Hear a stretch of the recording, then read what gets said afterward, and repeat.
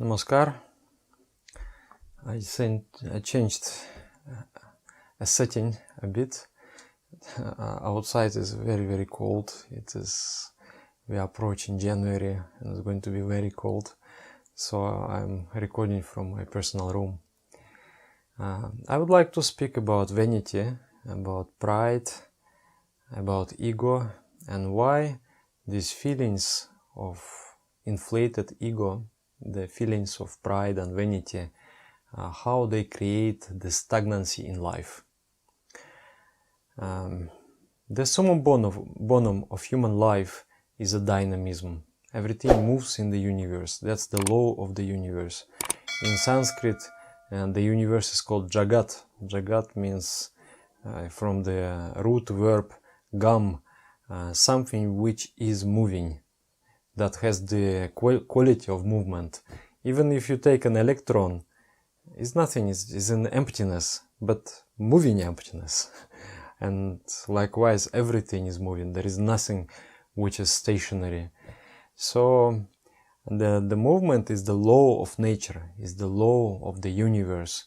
And the stagnancy, especially with the human mind, when we become stagnant, it unfolds all the evils of the static energy. There are three energies: Tamaguna, Rajaguna, and Sattvaguna. Sattvaguna stands for sentient energy, the energy of sentience. Sentience means that energy that makes me an intelligent being, that energy that makes me understanding, compassionate, rational, loving. And then the exact opposite of that sentient energy is tamasic energy, or the dark energy, the energy of staticity, the stagnancy.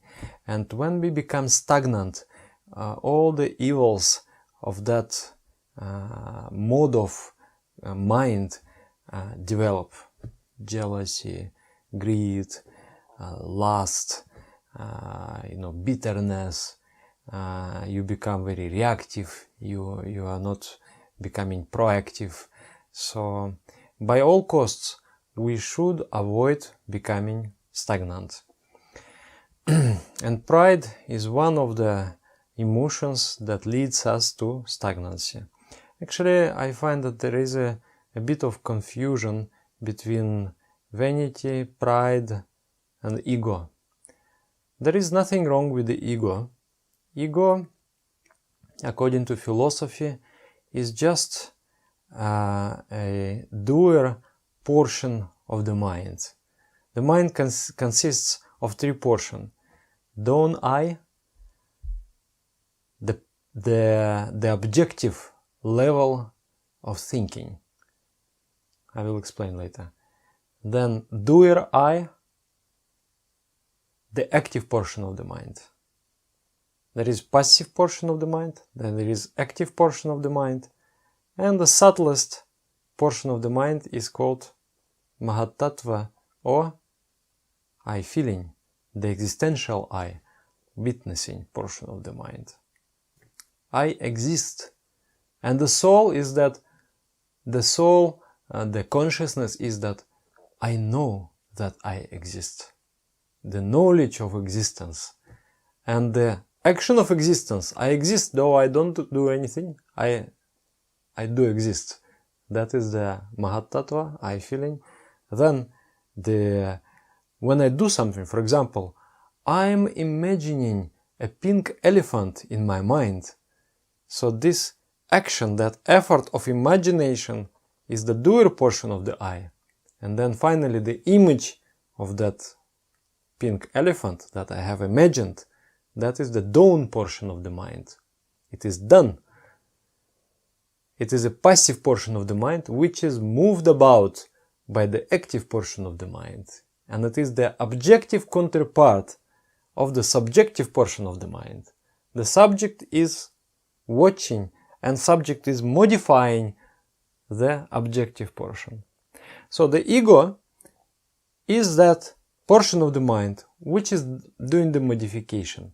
To think, to imagine, to be creative, to do so many things. you need to have a developed ego. The more developed ego is, the more you are capable of doing things. The mature ego is able to control different emotions, the vrittis of the human mind. So to have a developed ego is not a bad thing. If someone will tell me, oh, Dada Sadananda, you have a big ego, I will say thank you very much. Because as a compliment, it's the same as to say, oh, you have a developed personality. But when the ego develops, along with that, there are different sicknesses of the maturing. When you are becoming mature, at some point you can also become sick. So those sicknesses of the developing ego are vanity, pride. So let us talk about that. And mostly when in spiritual parlance, in the spiritual context, when they refer to ego, they say that you need to overcome ego, they refer to that feeling of isolated self and the feeling of authorship, that I'm the one doing and I'm right. So that is when people say, oh, you need to overcome the ego. It is about that. It's not about actual philosophical ego, because the philosophical ego is the doer portion of the mind, which has to become bigger and bigger. It has to become stronger and stronger. Actually, the mind is composed of these three: the witnessing, the existential I, the doer portion of the I, and the objective I. And all three has to become bigger. All three has to develop. And then when all of them develop, we get the developed personality. Anyway, that's another topic. If you are interested, I can talk about that also. So, how does this ego, but as we understood, rather the emotion of pride, the inflated ego, disturbs our life, disturbs our progress. The pride is the feeling that I am right. There are few things. One is like vanity, is the feeling that I'm really the most beautiful, the best of the best peacock on this lawn. The best of all the peacocks. So that kind of feeling, that we can say it is pride or the vanity. Vanity is this, and then pride is that I know that I'm right. This feeling that I'm right, that vanity, that I'm most beautiful peacock on the lawn, gives you the superiority complex, and you lose the rationality. You behave just like a drunken man. You think that somebody is lower and I'm higher. So you feel that you are entitled to more benefits of life than that person. And you behave in a nasty way. So that is a psychic disease. And it creates imbalance in the mind, stops your progress. And then another one is this feeling that I am right. In the past, we used to follow religion. We used to follow mythology. Human beings always felt that we know the world, how the world is. And they had the complete picture of the world in their mind. You know, the earth is flat, of course, and it is standing upon the elephants, and there is this turtle down there, and then nobody questioned it. They thought that, yeah, it is like that. But then something happened in our history. Something turned in the brains of the Homo sapiens, and we started to doubt it. We started to doubt our own understanding. We start to feel, maybe I'm not knowing everything. So the final conclusion of the mature ego, I know that I know nothing. So that kind of feeling, I know nothing, and I yet to discover so many wonderful things. So this shift happened a few hundred years ago in the humanity, and during those hundreds, 1 million almost years, we existed as a Homo sapiens, and nothing was happening really, nothing. And then suddenly in the last 300, 400, 500 years, a lot of things happening, especially recently, because humanity have chosen, they realized that we need to renounce this ego of knowledge, that I know and I am right. Maybe I'm not right, maybe I don't know. So this ability to question yourself creates a dynamism in the mind. You are constantly doubting your understanding. Even the scripture. I read the scripture, I memorize the scripture, so I have the static picture in my mind. So every situation I am trying to, okay, this situation, okay, this quote from the scripture. Just like you have some kind of plate and you insert in the calculating machine. It doesn't work like that. So that is a static kind of situation of the mind. You are not thinking, you are just referring to the scripture, to something that you have learned in the past. Right now, in this moment, you are not trying to discover. That is staticity. And it leads to, of course, the life is a very, very large thing, and you have to find the proper solution for this moment itself. And it is a unique moment, and it requires you to be there in the present, not in the past. The thought has a tamasic nature, the static nature. The memory is of the past, and it is of the solid nature. Is a kind of, it already happened. It's not happening right now. It doesn't have the fluidity. So to have the intellect which is alive, you must have that fluidity of the mind. And if you are convinced that I know everything and I'm right, you don't have that fluidity. You don't have that, you are not thinking right now.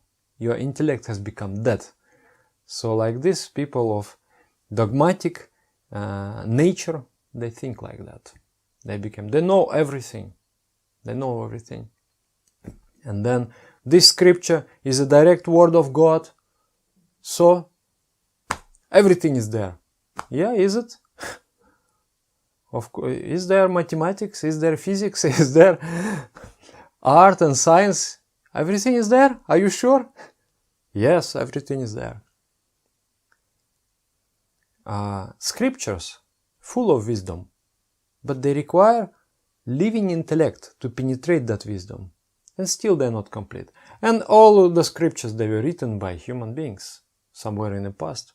However wise they were written by the human beings with their understanding. If we are to search for the most exact scripture, the most truthful scripture, it is in nature. So studying the nature, you will find out all kinds of truths. The physical nature if you study, and then psychic nature you study the mind, how it works. And then the spiritual nature, you study the spirit. Of course, we need some hints from the scripture written by human beings, how to study, the methodology of study, but not the discovery. Spiritual world, we cannot really, it cannot be transferred by the words. Only some faint idea can be transferred by the words, but to discover it, you have to study it within your mind. So that is the situation. So on the spiritual path, you cannot be dogmatic, because the spiritual reality, and even the intellectual reality, it cannot be transferred through a book. It cannot be transferred through a letter.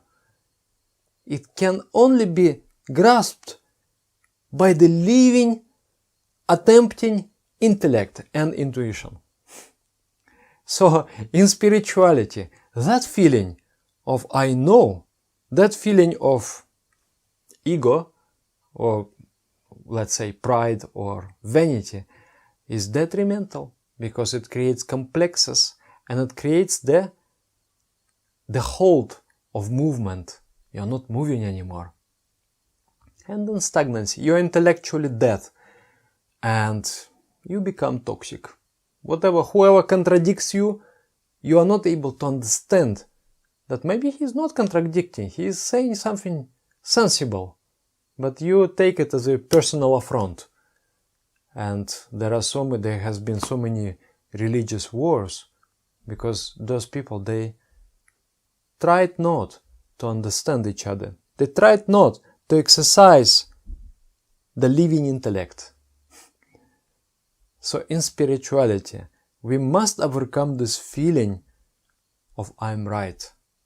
And the position of the disciple, the statement of the disciple, the true nature of a disciple, I know that I know nothing. With that feeling in the mind, you will be able to constantly acquire, you will be arriving to a deeper and deeper understanding of the world. And there is no conflict between science and between spirituality, because spirituality is nothing but the science of the spirit. You are studying the spirit. You are trying to remove the physical realm, you are trying to remove the intellectual realm, and you're trying to focus there into the most subjective realm, trying to look into the I and beyond the I, into the knowledge of the existence. Let me try to see it and understand it. What is it then if it is not science? When you look into the microscope and you are studying the bacteria, you call it a science. But when you look inside of yourself and you're studying your own consciousness, you call it religion or what? It's not religion. It is a science. Based on observation, based on experimentation, it is a science. And there is no any contradiction between science and spirituality. There is a lot of contradiction between science and religion, but there is no contradiction between the science and spirituality. It's a different chapter of science. Physiology, psychology, and spiritology. Not in the sense that we are studying the spirits and ghosts. No, not in that sense. But we are studying the noumenal cause of the phenomenal world. We are studying the supreme cause of existence, and that is the consciousness. So it is a different portions of the science. And as it is a science, it practices the scientific approach, which is based on the presumption of ignorance. I presume that I am ignorant. I am not knowledgeable. So therefore, I have to study and gain knowledge. And the pride is the approach that I know everything. So we have to overcome that. Thank you very much. If you have any comments, you write in the comments portion. It will be interesting to know what you think about it. Also, you can subscribe and press the bell sign in the channel so we can have a more tight conversation and find out so many more things. Thank you.